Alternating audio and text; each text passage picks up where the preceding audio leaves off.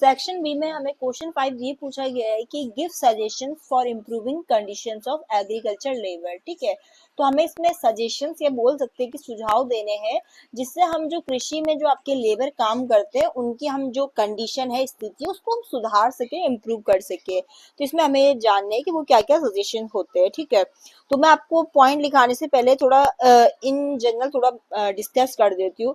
देखो, लेबर की जो हमें कंडीशंस को इम्प्रूव करना है कृषि लेबर की, तो उसके लिए बहुत जरूरी है हमें उन्हें क्या देना चाहिए, एक न्यायपूर्ण मजदूरी देनी चाहिए, मतलब एक मिनिमम वेजेस हमें उनको दो, उनको रोजगार में सुरक्षा दो आप। ठीक है, सामाजिक सुरक्षा दो, शिक्षा, ट्रेनिंग वगैरह दो।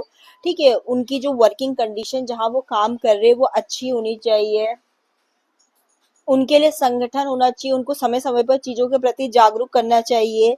ठीक है, तो इन सब चीजों से हम क्या कर सकते हैं कि जो एग्रीकल्चर में लेबर है उनकी कंडीशंस को इम्प्रूव कर सकते हैं। तो अब यहाँ पर हम लिख लेते हैं कि सजेशन वो क्या हो सकते हैं, suggestions to improve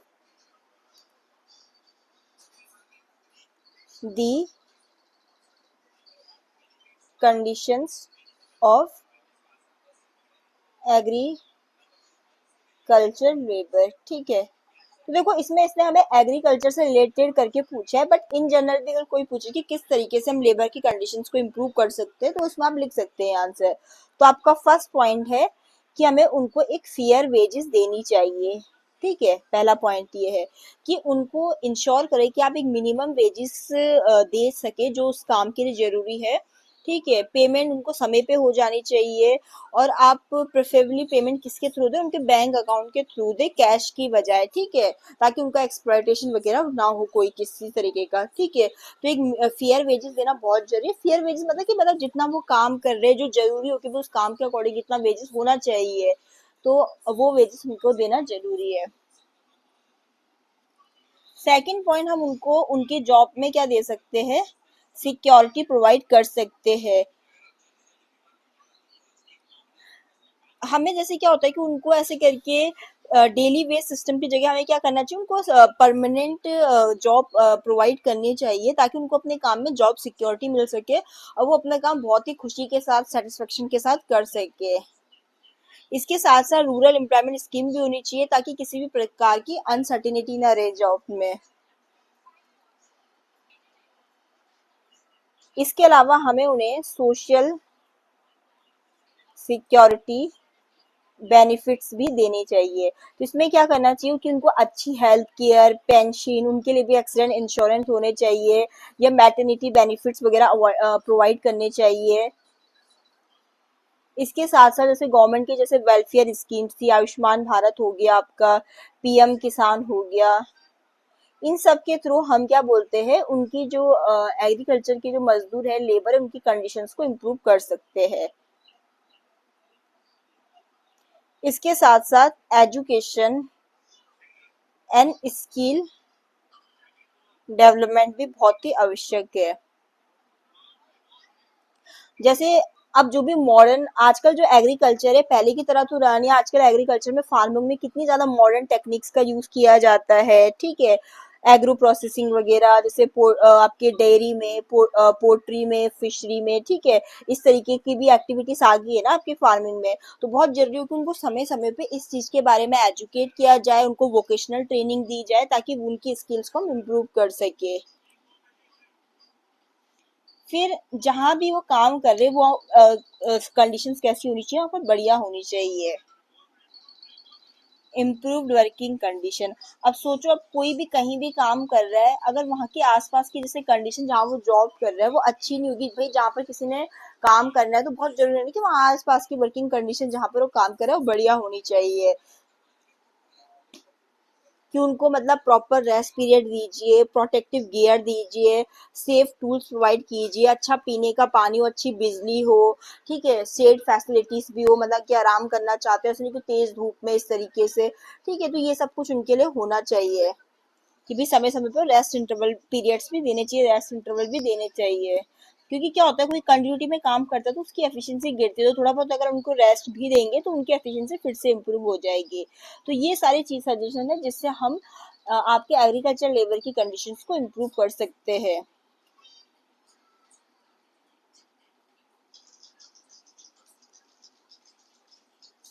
access of credit and land, इसमें आपका ये है कि उनको इजी लोन प्रोवाइड करना चाहिए लैंड लो इंटरेस्ट रेट पे, ताकि मनी लैंडर्स जो आते हैं ना बीच में उन पे उनकी डिपेंडेंसी ना रहे, वरना क्या होता है कि मनी लैंडर्स के द्वारा उनका एक्सप्लॉयटेशन होता है।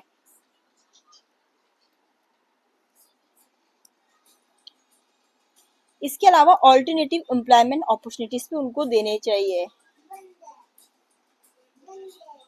ऑल्टरनेटिव एम्प्लॉयमेंट अपॉर्चुनिटीज, तो उसके लिए जरूरी है कि आपको रूरल इंडस्ट्री प्रमोट करनी चाहिए, हैंडीक्राफ्ट हो गया, या जैसे Mahatma Gandhi national rural employment guarantee act आया था जो आपका, ठीक है, इस तरीके की स्कीम को हमें बढ़ावा देना चाहिए, ताकि जो लोगों की क्या होती है कि फार्म में जो होता है सीजनल जॉब्स होती है उस पर अगर उनकी डिपेंडेंसी को कम किया जाए तो उनके पास एक ऑल्टरनेटिव एम्प्लॉयमेंट अपॉर्चुनिटीज भी होनी चाहिए, क्योंकि बहुत सारे उसमें क्या होता है कि सीजनल वर्क होता है एग्रीकल्चर लेबर के लिए, तो अगर हम उनको एक ऑल्टरनेटिव एम्प्लॉयमेंट अपॉर्चुनिटीज भी देंगे तो उनको उससे क्या मिलेगी, जॉब सिक्योरिटी मिलेगी। फिर हमें उनको चीज़ों के बारे में बहुत ज़रूरी है कि जो भी नई चीज़ें आ रही है उनके बारे में उनको अवेयर किया जाए कि भाई तुम्हारी क्या क्या राइट्स है, क्या क्या स्कीम अवेलेबल है, इस तरीके की चीज़ों के बारे में उनको अवेयर किया जाए। क्या होगा कि अगर हम ये सारे सजेशंस को जो ये सब सजेशन है किस चीज़ में हेल्प करेगी, एक तरीके से जो है उनकी इकोनॉमिक सिक्योरिटी इंप्रूव होगी, उनका लिविंग स्टैंडर्ड्स इंप्रूव होगा।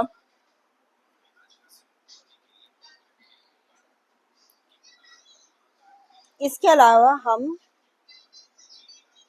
Child welfare and women empowerment भी कर सकते हैं। इसमें क्या होगा कि फ्री एजुकेशन न्यूट्रिशन प्रोग्राम हम चला सकते हैं जो भाई लेबर होते हैं उनके बच्चों के लिए, ठीक है, और इसके अलावा ये भी जरूरी है कि वुमेन जो अगर काम कर रही है उनको भी इक्वल वेजेस दिया जाए, इक्वल अपॉर्चुनिटीज वगैरह दी जाए, तो इन सब से भी हम उनकी जो है कंडीशंस को इम्प्रूव कर सकते हैं। तो जो हमारा फिफ्थ क्वेश्चन था उसमें हमने जाना कि क्या सजेशंस है जिससे हम एग्रीकल्चर या कृषि में जो लेबर है उनकी कंडीशन को इम्प्रूव कर सकते हैं। तो ये रहे वो सारे सजेशन की एक अच्छी वेजेस के थ्रू, उनको जॉब में सिक्योरिटी प्रोवाइड करके, उनको इसके अलावा सोशल सिक्योरिटी बेनिफिट्स प्रोवाइड करके, ठीक है, इन सबसे हम क्या कर सकते हैं, सोशल सिक्योरिटी बेनिफिट्स में हमने वही जाना, जैसे उनको स्वास्थ्य सेवा देना, पेंशन देना, दुर्घटना बीमा देना, ये सब कुछ इसमें आपका आ जाता है। इसके अलावा हमने कहा उनको शिक्षा और उनका कौशल विकास करना, ठीक है, ट्रेनिंग वगैरह देना, जैसे क्योंकि अब क्या होता है ना कि खेती वगैरह में भी बहुत सारी आधुनिक टेक्नोलॉजी का यूज किया जाता है, जैसे दुग्ध उत्पादन हो गया, आपका डेयरी हो गया, मुर्गी पालन हो गया, इन सब गतिविधियों के बारे में भी उनको ट्रेनिंग परिशिक्षण देना आवश्यक है। इसके अलावा हम उनकी जो वर्किंग कंडीशन जहाँ वो काम कर रहे हैं उसको भी इम्प्रूव करना बहुत जरूरी है, कि जैसे उनके लिए पीने का पानी, अच्छा शौचालय, छाया की सुविधा, छाया वगैरह की सुविधा भी उपलब्ध हो, ठीक है। फिर इसमें ये है कि जैसे उनको क्रेडिट और लैंड वगैरह की भी इजी एक्सेस हो, ठीक है, कि मजदूरों को सस्ते ब्याज दर पे मतलब लोन वगैरह मिल सके। और जैसे कोई भूमिहीन आपके मजदूर है तो उनको अतिरिक्त जमीन भी देनी चाहिए, ठीक है। फिर इसमें ऑल्टरनेटिव प्लान में हमने कहा कि जैसे वैकल्पिक रोजगार, ठीक है, तो उसमें आपका हैंडीक्राफ्ट्स वगैरह आ गया था, फिर मनरेगा वगैरह इसमें आ गया था।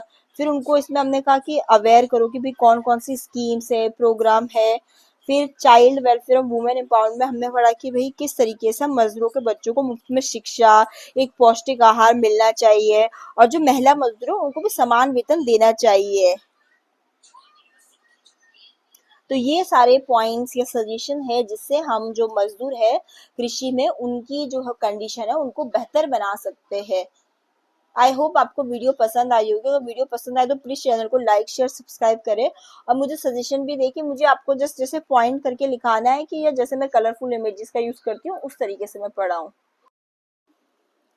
क्वेश्चन 6 ये है कि हमें क्लैरिफाई करना है क्या मेन एलिमेंट्स होते हैं आपके बैलेंस ऑफ पेमेंट के, ठीक है, ये है हमें क्वेश्चन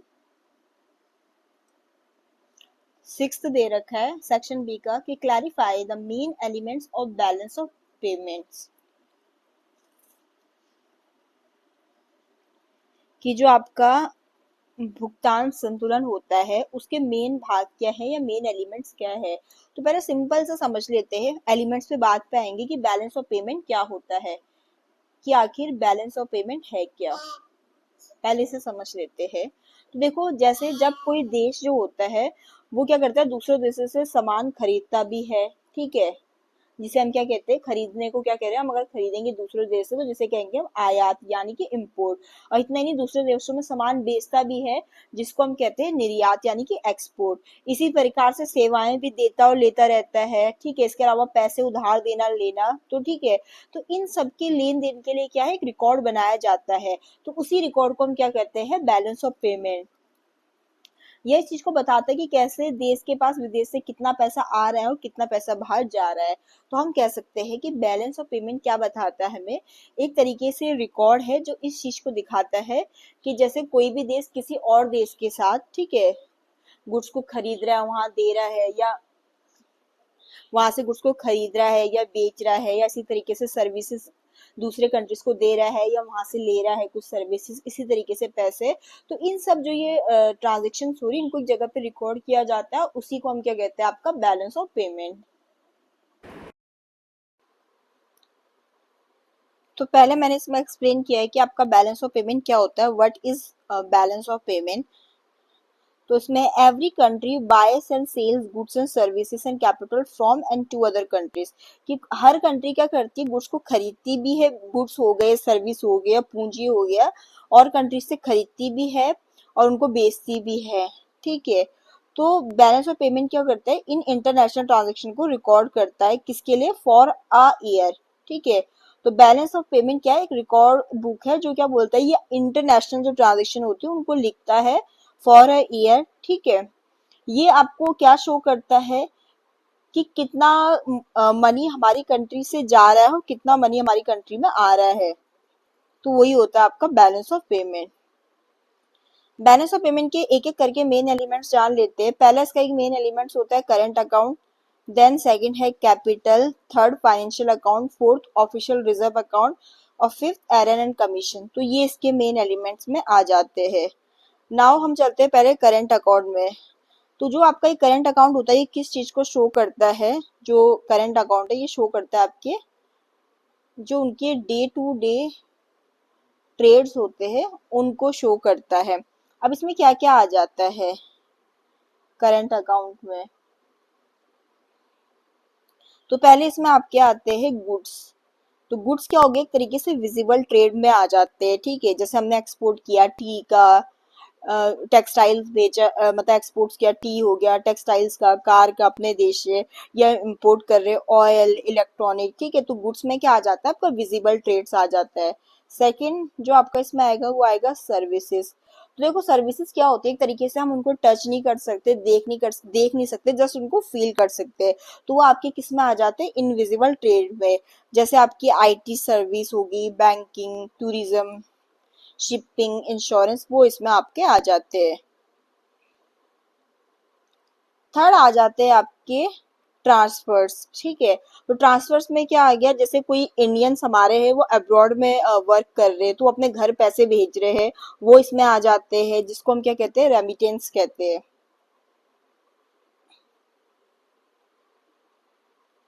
या कुछ आपके डोनेशंस वगैरह आपके ट्रांसफर्स में आ जाते हैं। तो आपके करंट अकाउंट में हमने कहा डे टू डे ट्रेड्स आते हैं, और तीन चीजें इसमें इंक्लूड होती है। फर्स्ट गुड्स हो गए, जैसे विजिबल ट्रेड जिसे कहते हैं, कि हम यहाँ से एक्सपोर्ट कर रहे हैं गुड्स का, या हम इंपोर्ट कर रहे हैं दूसरे देश से, वो गुड्स में आ जाएंगे। सर्विसेज में आपकी सर्विसेज इनविजिबल ट्रेड में आ जाता है, जैसे बैंकिंग, टूरिज्म, ये सब सर्विसेज। और थर्ड आपके ट्रांसफर्स आ जाती है, जिसमें आ जाता है कि मनी जो है, जो इंडियंस आपके विदेशों में काम कर रहे हैं उनके द्वारा भेजा गया अपने घर वालों के लिए, रेमिटेंसेस जिसे हम कहते हैं, या कुछ गिफ्ट्स हो गए, या कुछ डोनेशंस होगी, वो सब कुछ हो गया, वो आ जाता है। तो अगर क्या हुआ, जो आपका एक्सपोर्ट है वो इम्पोर्ट से ज्यादा है, तो हम कहेंगे कि भाई हम सरप्लस में चल रहे हैं, ठीक है। बट वहीं पर अगर इम्पोर्ट ज्यादा है एक्सपोर्ट से, तो उसे क्या कहेंगे हम, डेफिशिट। देन आ जाते हैं आपके कैपिटल अकाउंट में। तो कैपिटल अकाउंट आपकी किस चीज की मूवमेंट दिखाता है, कैपिटल की, वेल्थ की, ठीक है, ये दिखाता है। सो मूवमेंट ऑफ कैपिटल और वेल्थ, ठीक है। तो जो आपका कैपिटल अकाउंट है इसमें पूंजी का लेन देन इसमें आते हैं। अब अगर आपको उदाहरण समझना हो, जैसे कोई फॉरेन कंपनी है वो हमारी कंट्री इंडिया में क्या बोलते हैं अपनी फैक्ट्री लगा दे, वो इसका एग्जांपल हो गया। या इंडियंस के द्वारा फॉरेन कंट्रीज में क्या बोलते हैं, फॉरेन में जैसे जमीन या संपत्ति वगैरह वो खरीद रहे हैं, या जैसे पेटेंट या कॉपीराइट का लेन देन भी आपका किस में आ जाता है, कैपिटल अकाउंट में।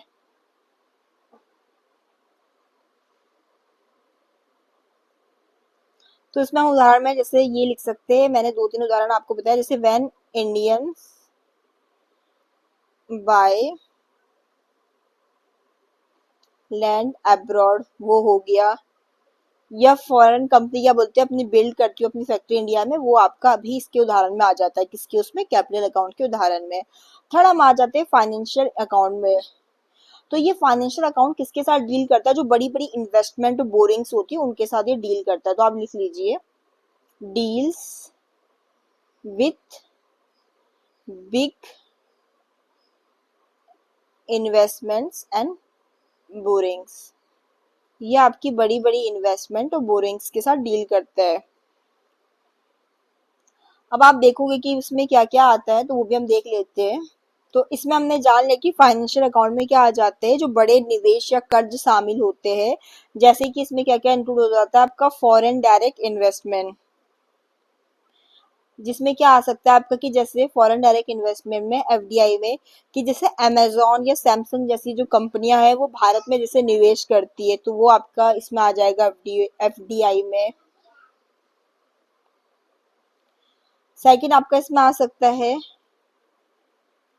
पोर्टफोलियो इन्वेस्टमेंट, जिसमें जैसे जो विदेशी आपके निवेशक है, फॉरेन इन्वेस्टर है, वो भारत की कंपनी में क्या कर रहे हैं, शेयर या बॉन्ड्स खरीद रहे हैं, वो आपका पोर्टफोलियो इन्वेस्टमेंट में आ जाएगा। तो जो थर्ड एलिमेंट था आपका बैलेंस ऑफ पेमेंट का फाइनेंशियल अकाउंट का, हमने पढ़ा कि ये बिग इन्वेस्टमेंट और बोरिंग्स के साथ डील करता है, जिसमें आपका क्या क्या इंक्लूड है, foreign direct investment, portfolio investment आ गया, और जो थर्ड इसमें आ सकता है वो आपका आएगा जैसे लोन हो गया, या आपकी बोरिंग्स हो गई, ठीक है। जैसे मनी बोरोड किया है वर्ल्ड बैंक से, आईएमएफ से, ठीक है, इंटरनेशनल मॉनेटरी फंड, या आपका वर्ल्ड बैंक हो गया, इनसे, वो भी आपका किस में आ जाएगा, फाइनेंशियल अकाउंट में। फोर्थ है आपका ऑफिशियल रिजर्व अकाउंट। ये आपका मैनेज किसके द्वारा किया जाता है, मैनेज्ड बाय आरबीआई, जो कि हमारा सेंट्रल बैंक है कंट्री का, रिजर्व बैंक ऑफ इंडिया के द्वारा। ये क्या करता है कि अपने पास फॉरेन करेंसी को रखता है, जैसे यूएसए के डॉलर्स हो गए, गोल्ड हो गया, या आईएमएफ के क्या रखता है आपके अपने पास क्या क्या रखता है, एक बार लिख लेते हैं। जैसे फॉरेन करेंसी, जैसे अपने पास ये क्या क्या रखेगा, यूएसए का डॉलर्स रखेगा, या गोल्ड रखेगा, या आईएमएफ का आपका एसडीआर रखेगा, ठीक है, इंटरनेशनल मॉनेटरी फंड का क्या रखेगा, एसडीआर, जिसकी फुल फॉर्म होती है स्पेशल ड्राइंग राइट्स। और इसको तब यूज किया जाता है जब इंडिया को पे करना पड़ता है ज्यादा इंपोर्ट पे, ठीक है, एक्सपोर्ट्स के कंपैरिजन में, तब रिजर्व बैंक ऑफ इंडिया इसको यूज करता है बैलेंस करने के लिए चीजों को।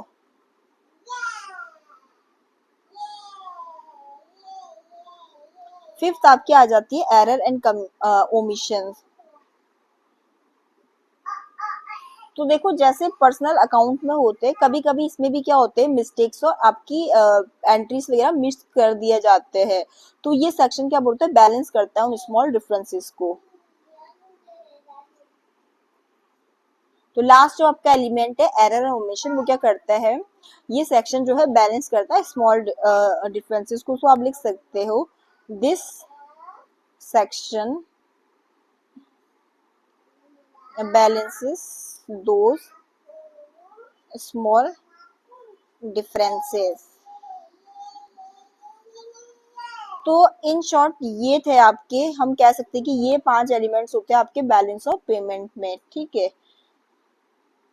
तो इसमें हमने जाना कि क्या क्या आपके मेन एलिमेंट्स होते हैं बैलेंस ऑफ पेमेंट के। पहले हमने मीनिंग जाना कि आपका बैलेंस ऑफ पेमेंट क्या होता है, तो जिसमें हमने कहा कि वो क्या करता है, एक तरीके से रिकॉर्ड बुक है जो आपकी इंटरनेशनल ट्रांजेक्शन होता है उनको रिकॉर्ड करता है फॉर अ ईयर, ठीक है। फिर हमने उसके मेन एलिमेंट्स जाना, 5 होते हैं। पहला आपका करेंट अकाउंट है जिसमें डे टू डे ट्रेड्स आपका आ जाता है, किसमें, आपका करेंट अकाउंट में, ठीक है। तो करेंट अकाउंट में हम कह सकते हैं कि जो आपके रोजमर्रा का व्यापार है वो आपके करेंट अकाउंट में आता है, जिसमें हमने 3 चीजें शामिल करी थी। एक आपका विजिबल ट्रेड्स जो गुड्स का होता है, एक आपका इनविजिबल ट्रेड्स जो सर्विस का होता है। इसके अलावा ट्रांसफर्स भी इसमें आ जाती है, जैसे विदेश में जो कुछ भारतीय काम कर रहे हैं वो अपने परिवार को पैसा भेज रहे हैं, या कुछ उपहार हो गया, गिफ्ट्स हो गया, डोनेशंस हो गए, वो सब कुछ इसमें आते हैं। देन हम सेकंड एलिमेंट पे गए जो है आपका कैपिटल अकाउंट, जिसमें हमने कहा कि जो आपकी पूंजी का लेन देन जो होता है आपका इसमें आ जाता है। थर्ड आपका फाइनेंशियल अकाउंट इसके एलिमेंट में आया, जिसमें हमने कहा कि जैसे बड़े बड़े कोई निवेश है या बड़े बड़े कुछ लोन है वो आपके किस में आ जाते हैं, फाइनेंशियल अकाउंट में आ जाते हैं। जिसमें उदाहरण में हमने पढ़ा foreign direct investment, portfolio investment, ठीक है। जिसमें हमने फॉरेन डायरेक्ट इन्वेस्टमेंट में जाना कि जैसे अमेजोन हो गई या सैमसंग जैसी कंपनियां इंडिया में इन्वेस्टमेंट करती है, वो आपका फॉरेन डायरेक्ट इन्वेस्टमेंट हो गया। देन हमने सेकंड पोर्टफोलियो आपका जो था इन्वेस्टमेंट, उसमें जाना कि कोई मतलब फॉरेन इन्वेस्टर्स जो है इंडियन कंपनी में शेयर बॉन्ड खरीदता है, वो पोर्टफोलियो इन्वेस्टमेंट में आ जाता है। और लोन एंड बोरिंग्स में हमने जाना कि भारत जैसे वर्ल्ड बैंक से या आईएमएफ से जैसे कर्जा ले रहा है वो इसमें आ जाता है। देन हम फोर्थ में आए जिसे हम कहते हैं ऑफिशियल रिजर्व अकाउंट। इसे हमने जाना कि जो आपका रिजर्व बैंक ऑफ इंडिया होता है उसके द्वारा मैनेज किया जाता है। फिर इसमें हमने देखा कि क्या क्या आता है, जैसे यूएसए का डॉलर हो गया, या सोना हो गया, या आईएमएफ का जो स्पेशल ड्राइंग राइट्स होता है वो इसमें आता है। और जब भारत का क्या बोलते हैं इम्पोर्ट ज्यादा होता है किससे, एक्सपोर्ट से, तब इस रिजर्व का उपयोग किया जाता है। देन हम फिफ्थ आए आपके एरर एंड ओमिशंस पे। तो हमने कहा कि कभी कभी जैसे रिकॉर्ड करने में भी क्या हो जाती है, कुछ आपकी मिस्टेक्स हो जाती है, या कुछ चीजें मिसिंग हो जाती है, कुछ चीज छूट जाती है, तो उस चीज को बैलेंस करने में ये सेक्शन हमें हेल्प करता है। तो आज की वीडियो में इतना ही, जिसमें हमने पूरा आपका बैलेंस और पेमेंट का मीनिंग पूरा ये है, आप चाहे तो उसका स्क्रीनशॉट ले सकते हैं, ठीक है। देन हमने इसके मेन एलिमेंट्स जाने, ठीक है। 2 एलिमेंट्स आपके ये, आप चाहे इसका स्क्रीनशॉट ले सकते हैं, और बाकी के 3 एलिमेंट्स आपके ये रहे। वीडियो पसंद आए तो चैनल को लाइक शेयर सब्सक्राइब जरूर करना। Thanks for watching.